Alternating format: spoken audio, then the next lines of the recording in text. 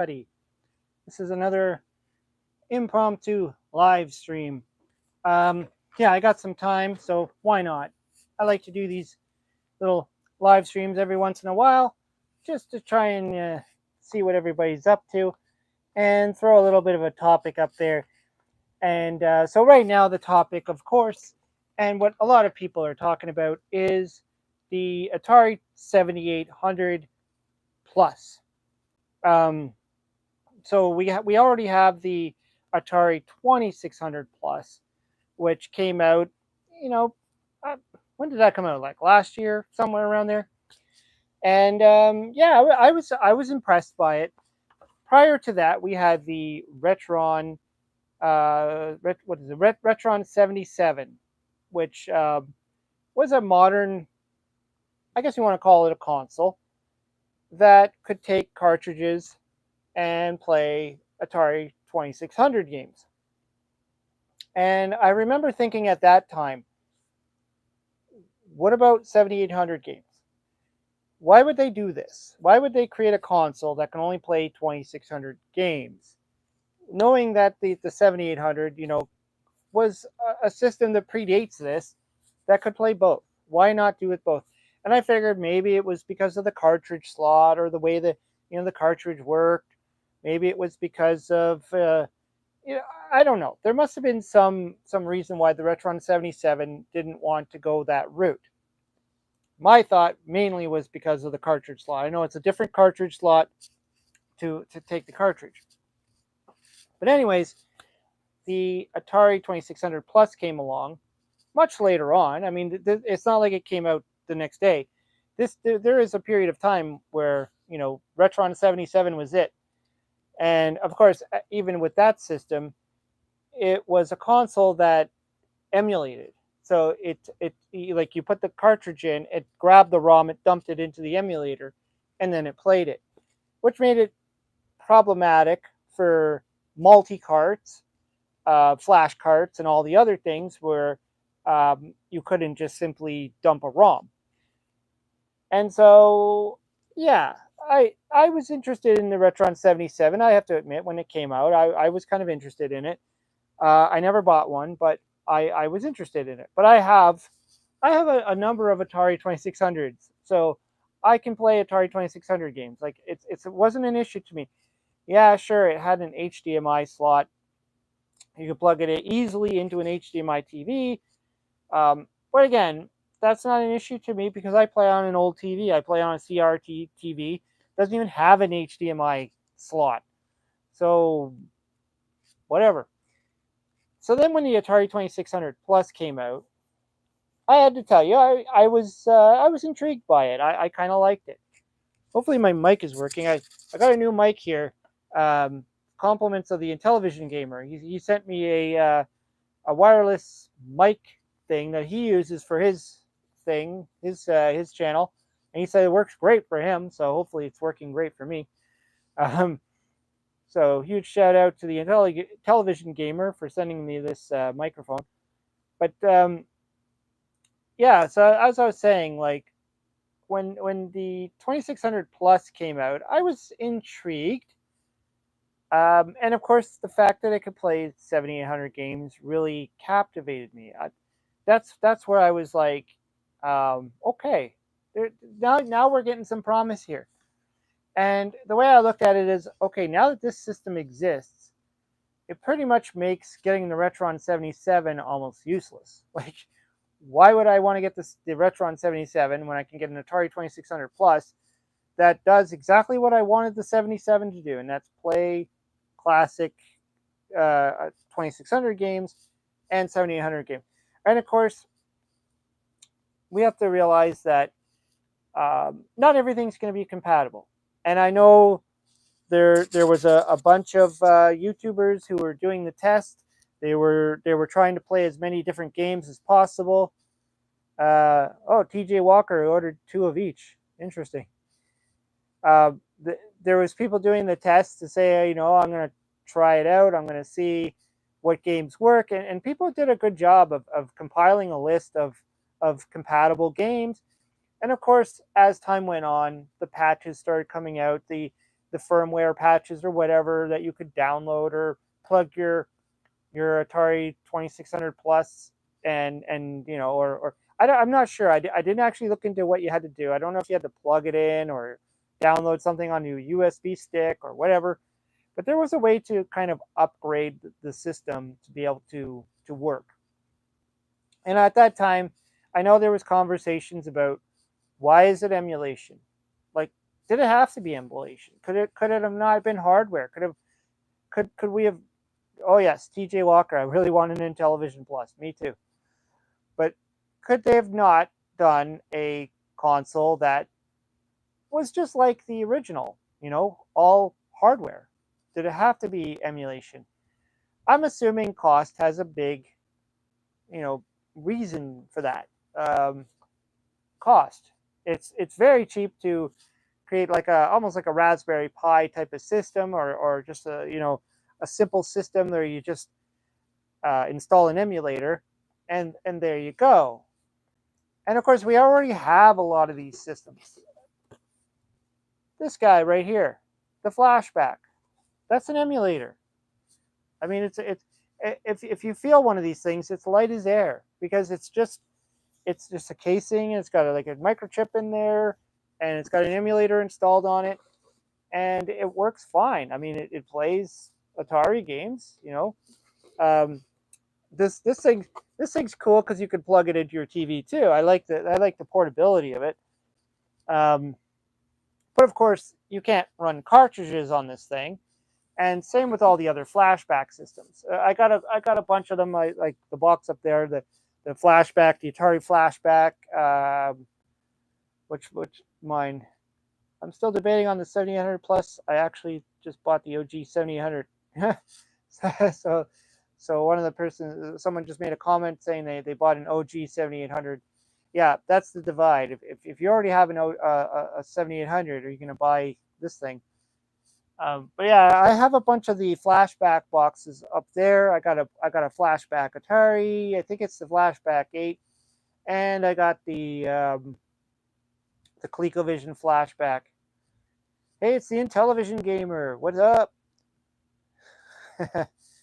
Hey, Intellivision Gamer, I'm using your microphone right there. It's plugged in. I think it's working just fine, actually. It's really doing well. I did my last video on it, and it seemed like the audio was really good, really nice and crisp. So thanks again for sending that. Yeah, Atari can make it happen. That's another good thing to kind of discuss, is the Intellivision software, and I guess the brand name and all that stuff was purchased from Atari. And are we going to expect to see that in the future? I mean, the Atari 7800 Plus, it has something unique about it, in that they're offering wireless controllers. And I thought about that too. I'm like, that's a great thing. However, there's a caveat to that. I mean, yes, people don't like wires, and I understand that. We all have computers now. We all have laptops and stuff, and we have earphones that are wireless. We have a computer mouse that's wireless. We have keyboards that are wireless, and even I question a lot of it, because I work with my computer. My keyboard's right in front of me. The screen is right in front of me. The computer's right in front of me. The mouse is right in front of me. And I don't really care that there's a tiny little wire going from here to there. Um, it doesn't really change anything. In fact, I kind of like wired, because I don't have to worry about battery life. I don't have to worry about my mouse dying on me while I'm working. Um, and if you're going to be sitting in front of the console and in front of the TV or whatever, I don't think wireless is really going to matter in a sense, right? It's a cool feature. I get it. Especially if your configuration of your house is, like back in the 80s, we had our old console hooked up to the TV. The console was on the floor. We had the wires uh, going into the TV. We had the wires coming out of the controller. We sat there in front of the TV and we played. Whereas today we've kind of spaced things out. We have our giant screen. We have our the 50, 60-inch flat screen TV far into the corner. Um, and if you want, like, when I play on my Nintendo Switch, for instance, it's hooked up to my TV, and I got the wireless controller. I can sit as far away back as I want to and play my Nintendo Switch. But for things like the Atari 2600, for instance, or even the 7800, there's games that actually do require you to have physical contact with the console, whether it be switching the difficulty switch, switching the you know the what is it, the reset issue, all that kind of stuff, selecting your levels.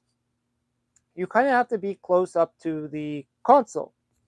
So unless the controller has those switches on it, which the 7800 Plus looks like it's just the regular gamepad with the two buttons and the D-pad, you're going to have to still get up and go over to that console to flick switches. If you want to play, for instance, Ghostbusters on the Atari 2600, if you want to play that on your 7800 with your wireless controller, you're still going to have to sit in front of the console, because in order to start the game, in order to activate the ghost bait, you have to flick the difficulty switches. So, you have to remember that this console was not like the original console, the original Atari 2600 and the 7800 were not designed with the idea that you would not be sitting in front of the console. You would not be 10 miles away from your console. You'd be sitting within a foot away from it, maybe. And even though there were wireless controllers back in the day, that I never had them. I never knew anyone that had them, but I've seen pictures of them. They're big, clunky looking things, and they had like this big antenna, and it was the standard Atari 2600 joystick that was wireless. And I think it was more of a novelty at that point of the idea that I can sit further back than my cord would allow, without having to have like extension cords and stuff like that, which whatever. To me, that was just more of a novelty thing. So I don't know if the wireless controllers are really going to sell this thing, like the Atari VCS system, the new one, not the classic VCS, which I really still hate that they did that. I really hate that they called it the VCS. I still think of the Atari 2600 as a VCS, but anyways, so the new VCS, yeah, they sold it with wireless controller, and okay, because they probably designed it in a way that you don't need the console in front of your face. There's probably no switches on the console that you ever have to touch. You could do it all through the controller, which is fine. It makes sense. So, yeah, I don't know if the wireless part of it, it's a great feature, but I still live in a wired world. Like I sit there, I have my work computer. When I work from home, especially, I have my laptop in front of me. I got a wire for my headphones. I got a wire for my mouse. I got a wire for my keyboard. I got a wire for if I'm charging my phone, if that's plugged into the computer. I got wires galore, and I have no problem with it. But I have coworkers who wireless ear pods, wireless mouse, wireless this, wireless that. They run into connection problems, battery problems. I never have any of that issue. Mine always work. The wire works. So, yeah, I don't see the wireless thing being a selling point, but maybe to some it is. And like I gave a few examples of some games that do require you to sit in front of the console, but not all of them do. I mean, yeah, there's a lot like Midnight Magic or um, there's a ton of games actually that you can just push the fire button, the action button, whatever you want to call it, the little red button, and the game just restarts and you don't need to do anything. So yeah, it's interesting that they included that as a feature. I kind of like it, but at the same time, I don't think that's that's my selling point. My thing is, I like I said earlier, I have a bunch of 2600s. I have a 7800. At the same time, I also worry about the longevity of these things. These are old consoles. Like they're like 80s, 1980s. So you're talking 40 years of technology that is bound to fail. And like for instance, I have a Commodore VIC 20 that I remember buying in a thrift shop. I think I paid like $5 for it or some ridiculous cheap amount back in the 90s. And it worked. It worked great. And then I put it away for some period of time. And then one day I wanted to do a video of playing some VIC 20 games. And I plugged it in and I got a blank screen. And I'm like, what the heck happened to this thing? It was just sitting in a bin for several years doing nothing. How the heck did it die? And of course, I started looking into it, and people are like, the chip can start to, wear out even if it's not being used. Um, Parts just tend to go on these old systems. They just, it's the nature of technology. Even if you're not touching it, the thing can die. And yeah, so it is a concern. Like I only have the one Atari 7800 Pro system. I got a bunch of games. I don't have it hooked up right now. I have my my Atari 2600 Light Sixer hooked up. So I got right now in over here in my man cave, I have I have an Odyssey 2 hooked up. I have an Atari 2600 Light Sixer, and I have my ColecoVision hooked up. Um, why the Atari 2600? I'm not sure. I think just for flavor. I like the look of it. I've really only been playing Atari 2600 games recently. I love the nostalgia look. I love the wood grain of it all. I just love the look of it. In fact, I got this one even though I already had an Atari 2600 Junior that I could already play Atari games on. I just wanted it because of that, because of the look and feel of it. And that could also be a reason why some people might want the Atari 7800 Plus, because of the look of it. Maybe they like the style of it. Actually, the Atari Creep did a video. He was talking about I think he did like 5 good things about the Atari 7800 Plus, and that was one of them. Was the look of it. You got the nice look of the Atari 7800 Pro system, which, sure, I mean, if you like that part of it, if you like the nostalgia, if you grew up with the console or whatever, you prefer the look of it over the old wood green style or what have you not, it's still a nice looking console to begin with. And even now I'm thinking about it, maybe I should pull out the 7800, replace the wood grain with it for a little while, and start playing some Atari 7800 games. Do some videos playing that, play some Food Fight and Impossible Mission and stuff. Um, but then there was other comments that I remember seeing. Like I watched a few of the videos of some of the YouTubers that already talked about the 7800 Plus, and one of the feedbacks that I kept seeing repeatedly was why put out a console that's almost the same as the one they just released. Yeah, it's got a different shell. It looks different. It's got the wireless controllers. Okay, we get that. Basically, it's an upgrade. So if you didn't buy the Atari 2600 Plus, it's almost no point for you to buy that anymore. If they even sell it, there's no point in buying that. You're just going to jump to the 7800 Plus, because why would you want to downgrade in that sense? Unless it's all about the aesthetics. But what a lot of people were saying was, why? Why this one? Why not the 5200? The Jaguar? The Atari Lynx? There's so many different Atari systems that came out.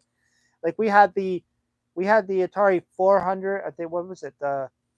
little computer, the 400 Mini, which is essentially one of these things, an emulator in a box. The only perk of getting the 78 is the wireless controller that I see. Yeah, see, that's it. And people are saying why not the 5200? And immediately I started to think about, well, yeah, the XEGS, the 5200. I think the problem with that is a lot of the games they would have a hard time with licensing. That's the only thing I can think of. I could be wrong, but like a lot of the games were licensed arcade games, and I think that was one of the problems with the system in the first place. Was at a time when people wanted to move on from the classic arcade games like Asteroids, Defender, Frogger, Pitfall, like a lot of these like classic games, people wanted to move on. And a lot of them had copyrights to them and licensing issues and um, like games like Donkey Kong being owned by Nintendo. I know it didn't exist on the 5200, but games like that. I don't know. The game library was something else for the 5200. In fact, a while back, actually, if you go back into my videos, quite a while back, I was talking about making a decision on whether I wanted to buy an Atari 5200, um, and or buy an Atari computer, the 8-bit computer. And I was doing the research on it, and I came to the realization that I didn't want the 5200. First of all, clunky as hell. Obviously, if they made a 5200 plus, they would shrink the thing down. But yeah, that was one. Clunky as hell. The other thing is the controllers. Everybody kept saying the controllers are a nightmare, uh, constantly broken. You had to buy like replacement controllers. You had to buy like things to try and hook up a regular controller. The controllers are a nightmare. The stick on the original 5200 was not self-centering, so you kind of had to like move it and then move it back to the center, unlike most joysticks where you do this and it just pops right back. uh, Things like that. The Atari computer uses the regular controllers, like you could use anything. Like this is like an aftermarket controller I have here. It's got the regular was it 9-pin thing. This works on a Commodore 64, works on a VIC 20, works on an Atari, works on the Atari computers. You catch my meaning here. So immediately I was just like, yeah, I'm sold on the whole PC thing, that are the computer, the 8-bit, being that the controllers make a hell of a lot more sense. And then I had to make a decision: do I want to get the 400 or the 800 or the XEGS or whatever? I ended up going with the 400, mainly because I like the look of it. I like how it's got that membrane keyboard. It looks all really old. I'm not going to use it as a computer anyways. It's literally just a gaming machine for me. I had a whole bunch of 8-bit cartridges. In fact, I got them all over there. And I wanted to, I got them really cheap. And I figured I just need a system I can play it on. So I ultimately went with the 400. And I ended up buying one, which was, great. Yeah, that's right. They own the Intellivision right now. Yeah, I was talking about that earlier. That's something that I would like to see, and I hope we will see it. But anyways, I bought the 400. The flashback one came out, so now we're in this era where the Atari 7800 Plus is out. What's next? Where are we going to go from here? Um, I doubt they're going to do a 5200. I seriously doubt that. It's such a niche console. The 7800 had its day because the backwards compatibility, and I think overall that's what gave it that extra special, because we all kind of hated that growing up. Every time a new console came out, there's brand new cartridges you have to buy. Look at Nintendo. Like, Nintendo NES came out. Super Nintendo came out. None of the NES games would fit in there. You had to buy Super Nintendo games.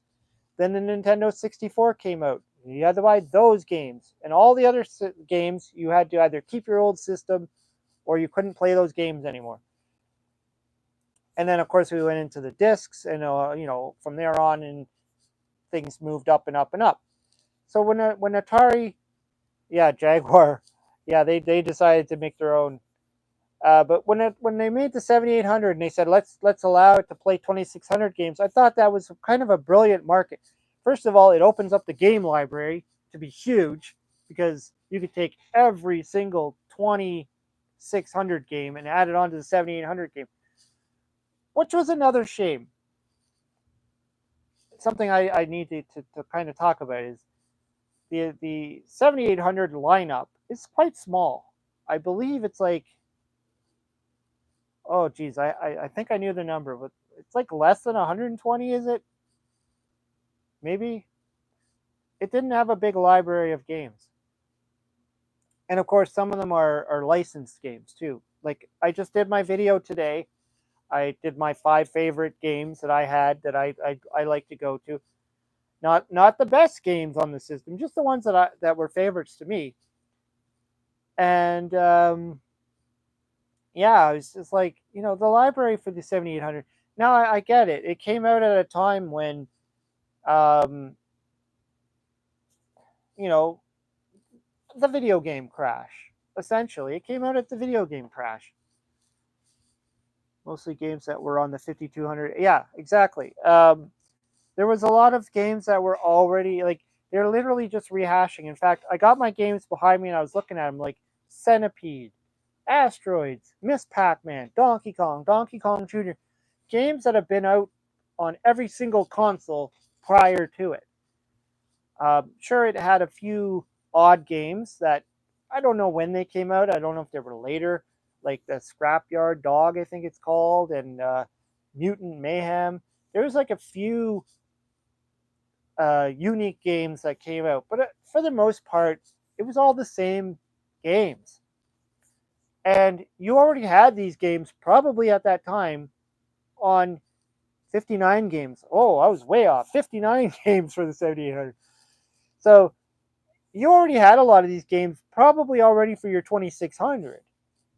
And so it's a sense of you're just upgrading the graphics at this point. Like I talked about Joust in my video earlier.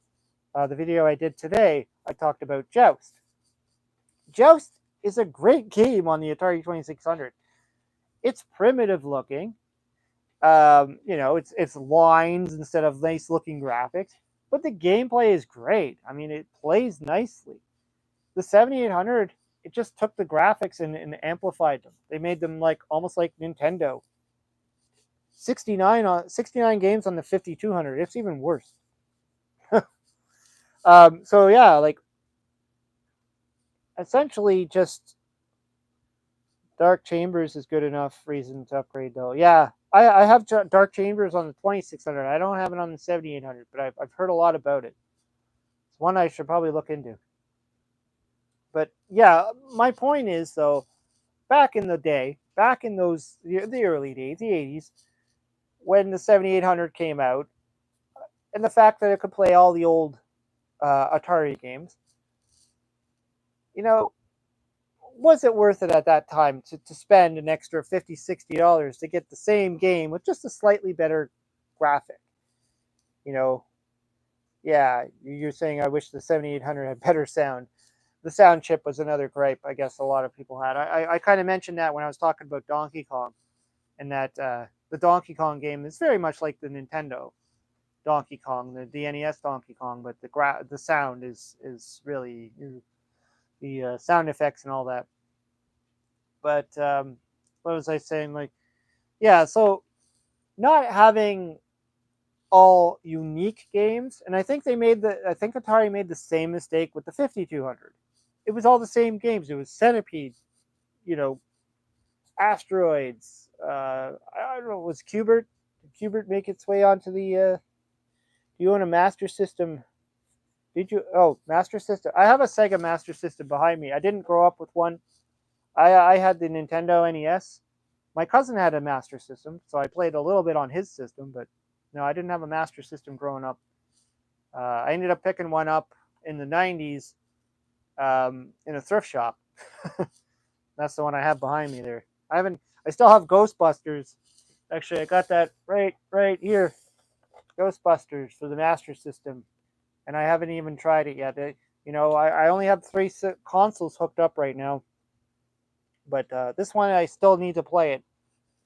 I need to maybe I could do a live stream doing this, because I haven't played it yet. I got it's one of the few Ghostbusters games I haven't tried yet, and I grew up playing the Commodore 64 Ghostbusters game. And like I was saying, even with the Atari 2600 has a decent Ghostbusters game. It's not the greatest, but it's 2600. What do you expect, right? The best version of Ghostbusters. I'm still waiting on my Ghostbusters Ultimate Edition for the Intellivision to arrive. I purchased that from the sale that they had, where you can get it in the. They started off with just selling the cartridge, and if they made 100 sales of the cartridge, you could upgrade it to the complete in box version, and they would send you the ROM. So I jumped in on that. I got the ROM. So the ROM's on my flashback right now on my Intellivision flash, or not flash, flash card, my LTO flash card. But I'm waiting on the Ghostbusters for the Intellivision to come. Yeah, that would have been a great game to actually appear on the 7800 too. It's too bad. I mean, I guess it's the timing of when the 7800 finally got released. What was popular, Ghostbusters was already fairly, in the past. It was probably either just before Ghostbusters 2, the movie came out, or I don't know. Now that I think about it, I'm trying to go back in time here. I think Ghostbusters 2 came out in like 89, 90, somewhere around there. And yeah, that would have been a great. I'm sure they could have pulled off a really great Atari 7800 Ghostbusters game. Maybe some of the homebrewers out there might take that tackle. I mean, somebody already made a great Popeye 7800 game, which I didn't grab when Atari Age was doing their they were doing their last chance sale, and they had Popeye and I think Beef Drop as well, which is Burger Time for the 7800. I think they want to put money into the 7800 for some reason. Yeah, that's the thing. They didn't want to focus on the 7800. Even though it had so much potential, I think at the time they were focusing on computers. The video game crash was definitely adding to that problem. Companies didn't want to spend money on consoles, and they didn't want to end up with inventory that they'd have to bury in a desert somewhere. ET, we're looking at you. Like we are. It's amazing that we're in this day and age now where we've kind of gone full circle to the point where we're having things like this. Brand new Atari 2600 games being released.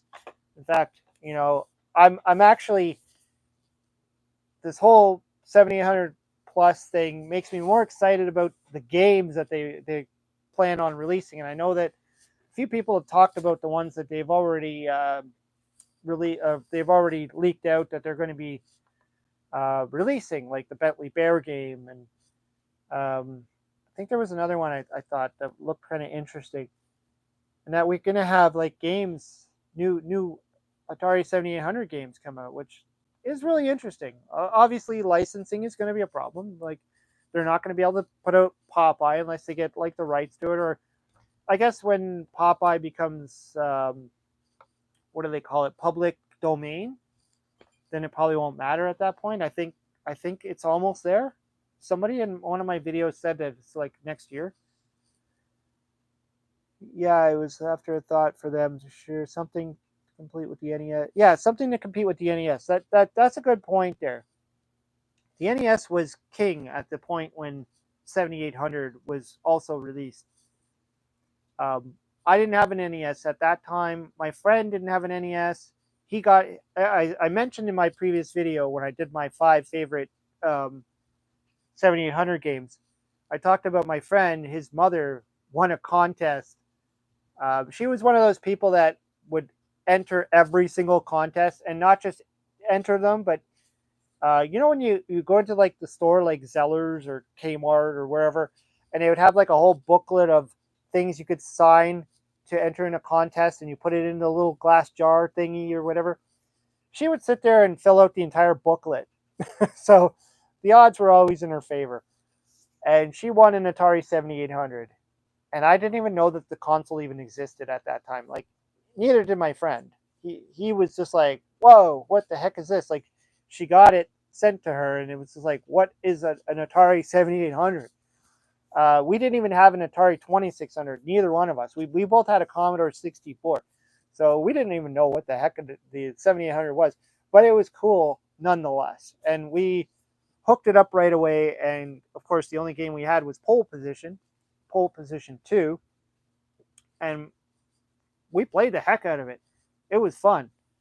I don't even know if he even got many other games for it. Like, I remember I bought Food Fight, not realizing it was a 7800 game when I had the Atari 2600 Junior, and I bought it from the store, and I didn't know that it was a 7800 game. I don't know why. I thought it would work, and I ended up trading it to him for another game that he had. But so yeah, we played Food Fight a lot, which is great. It's a fun game. I think yeah, Food Fight. I programmed my own version of this game for the Intellivision, and Intellivision Revolution, I believe, is working on getting this released again. I think he released it last year at the Portland Retro Gaming Expo. So he did ask me to send him the file that I've been working on. I've been tweaking it, fixing some bugs, and so I think he's going to release it again. But yeah, look out for Food Fight for the Intellivision coming soon. I want the wireless. Yeah, the wire. I was talking about that earlier. The wireless is interesting. To me, it's not a selling point, but you know, maybe now that I think about it, if I did buy the 7800 Plus, I probably would hook it up to my TV upstairs, and at that point, the wireless controllers would be a benefit. Now that I think about it, down here in the man cave, pointless. I literally sit within 2 feet of my television.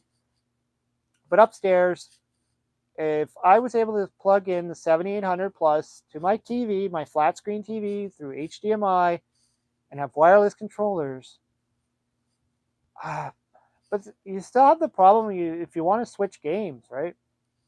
Hey, Chris, what's up? You had an Atari and eventually a Nintendo. It's cool. The thing is, even with the wireless controller, you still need to get up and switch games. So, like the 7800 Plus, I don't know if it has a card slot, like an SD card that you can put in there and have multiple games. So if you need to switch games, you still need to get up, go over to the TV, switch the game. So whether the wireless controllers are really going to matter, I don't know. And as I was saying before, some games do require use of the physical console itself. You've got to flick those switches. There's the the difficulty switches, the black and white switch. Some games made use of those switches. Like I said, Ghostbusters. You had to if you wanted to use the bait, which is very important to catch the ghosts before they turn into the Marshmallow Man. You needed to flick I believe the right difficulty switch, and it's annoying because I did I don't know if it was a live stream or a video I did. I was playing the Atari 2600 Ghostbusters, and the ghosts were about to turn into the Marshmallow Man, and of course I whipped over to the console and I flicked the switch, and instead of flicking the difficulty switch, I flicked the reset switch. and I lost my game, and I was so annoyed because I was doing so well. I made so much money. I was doing well. It was, you know, it was annoying. I'm like, ah, why would they do that? But I get it. At the time, the Atari had one button, right? Your joystick had one button, so um, you had to get creative and use the switches on the console. It's not like the Commodore 64 where you have a keyboard, right? Or even the Atari 8-bit computer, you had a keyboard. Um, yeah. So, eh, like I was saying, I'm still on the fence. I like the idea of it. Don't get me wrong. I kind of want to get one, uh, mainly as a backup system in case my pro system dies on me or shorts out or whatever, or maybe just to have it upstairs, just to play it on the TV upstairs, just like a modern option. I don't know. It's really interesting to think about it. And, like I know there's going to be people that'll buy it regardless, and they'll just shove it on their shelf, and that's fine too, right? Like we're all nostalgia people, most of us, anyways. We grew up with this stuff. It's cool. It's great to look at. We keep the box around. You know, we buy things just for the nostalgia of it. I mean, I bought this thing, this this GI Joe. Um, it's like a Lego. I don't think it's official Lego because I don't think it has the word Lego anywhere. It's got Hasbro on it. But I bought this from the dollar store because I'm like, this is cool. This is a GI Joe. I remember having the original one. What do they call it? The Cobra Fang. Had the original that you could actually put the figures in, and I bought it mainly for the nostalgia. I'm not gonna open it. I'm not gonna play Lego. I'm not gonna do all that stuff. Um, it's nostalgia, right? I like the old stuff, and I think a lot of us are like that. We buy this stuff so we can not just play on it and play games, but to display it and show it off, have our man cave. I mean, yeah, I got all my games back there, um, which are important because I only have I don't have a flash cartridge for my Atari 2600. So if I want to play any games on the Atari, I actually need the cartridge. But for my television, I got the here. I got this thing, the LTO flash card, uh, which I got lucky scoring one because they're not easy to come by. Um, and I only bought it because I started programming for the television, and I needed something that I could test on a real hardware. But I don't have one for the Atari. I would really like to get one for the ColecoVision because I know there's a flash card, but it's like 100 and something bucks.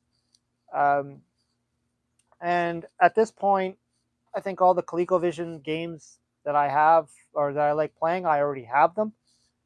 Um, but I did buy the book, Programming Games for the ColecoVision. So one day I'll probably be on the market to get to pick up a flash cartridge for the ColecoVision so I could program some games and load it on there. That'd be fun.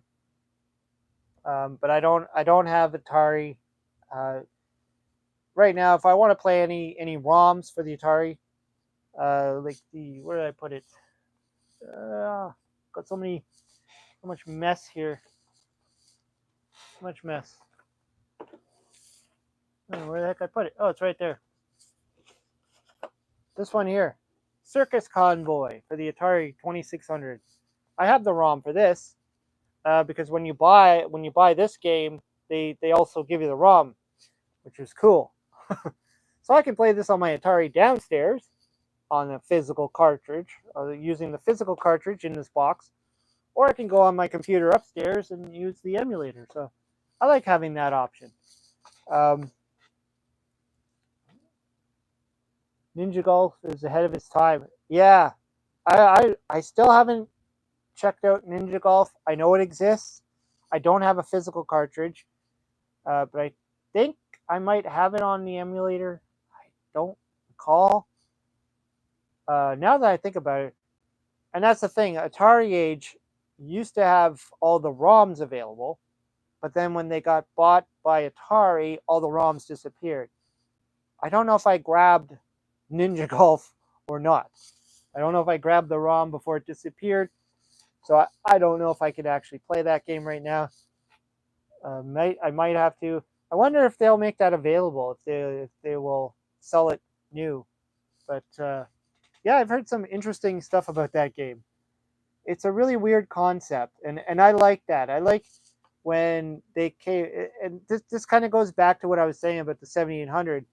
It needed more original titles.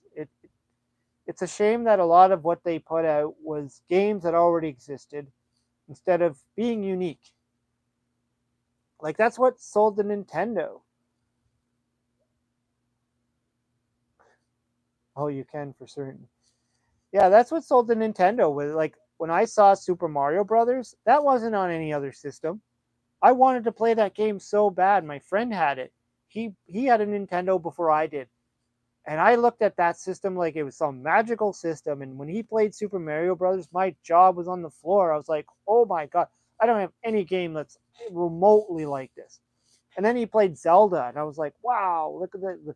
Like, I wanted a Nintendo so bad because you could not have those games on any other system. Whereas a lot of the games I was playing on my television, my Atari, I already had on the Commodore 64. It's just like I've already played all these games. There's just different variants of it. Like I talked about in my video earlier, my 5 favorite games for the 7800, Impossible Mission. Like I played Impossible Mission first on my Commodore 64 forever when I was a kid. I loved that game, and the idea of playing it on a 7800 was more of a novelty to me, even though I know I couldn't beat it. I got the 2600 plus last year. I may pass on the 7800. Yeah, so that's the thing. You've already got the 2600 plus. What do you need the 7800 plus?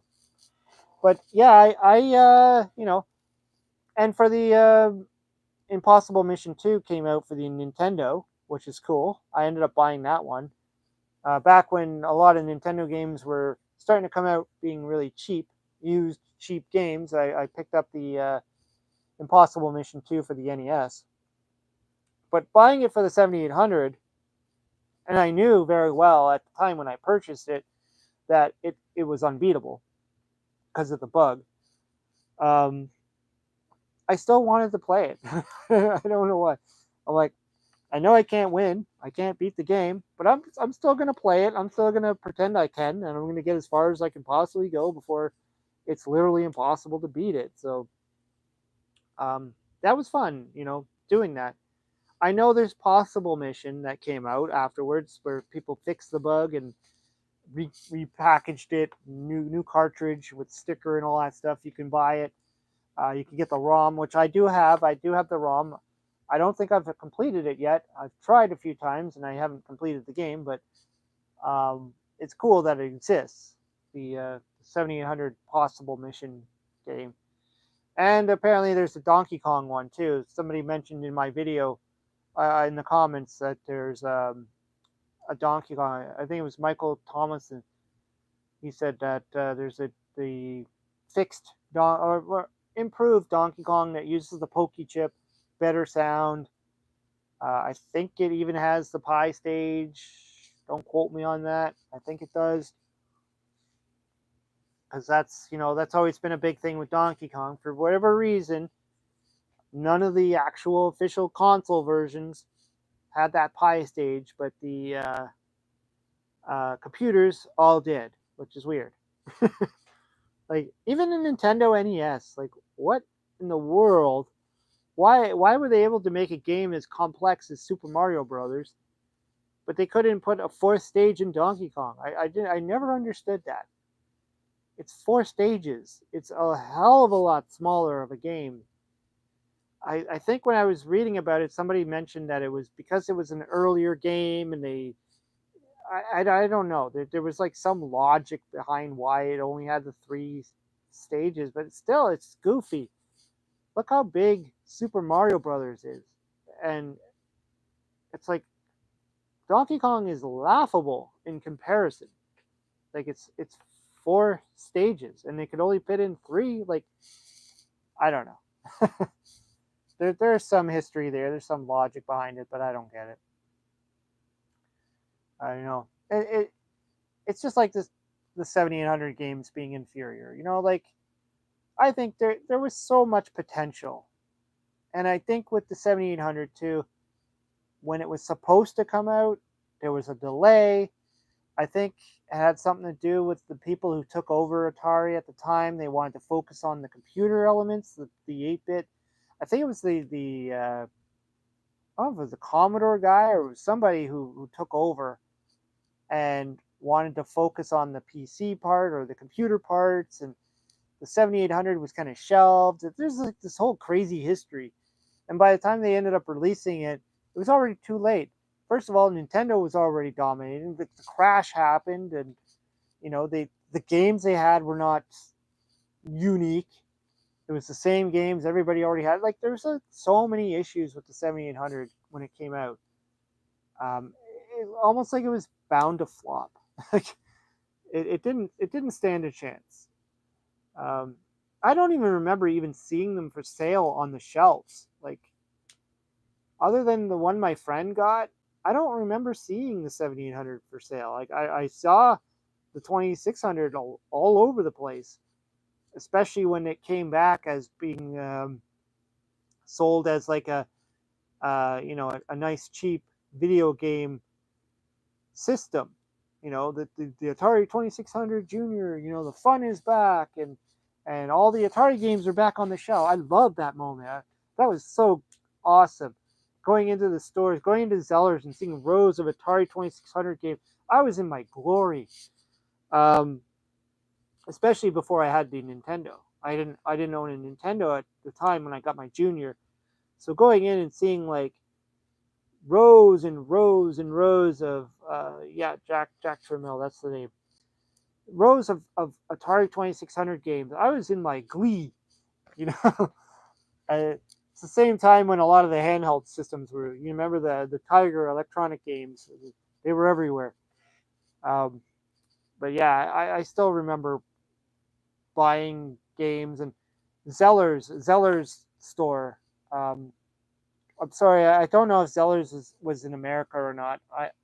I'm in Canada, so I don't know if it was an American store, if it was strictly a Canadian store, but they had their own line of Atari games, which were literally just copies of the original Atari games. So um, they had like a Keystone Cops game or Keystone Capers, sorry, game, but it was named something else. But it was exactly Keystone Capers. And I remember seeing it in Zellers and looking at it going, is this a different game? What is this? Like, at the time, I didn't understand. I saw these Zellers games going, what is this? Because it would have like a manual. They often didn't have a box. It was just like a cartridge and a manual saran wrapped or cellophaned or something like that. And I could see the game picture on the front going, why does that look like Keystone Capers? And it's got a different name. Almost like bootleg.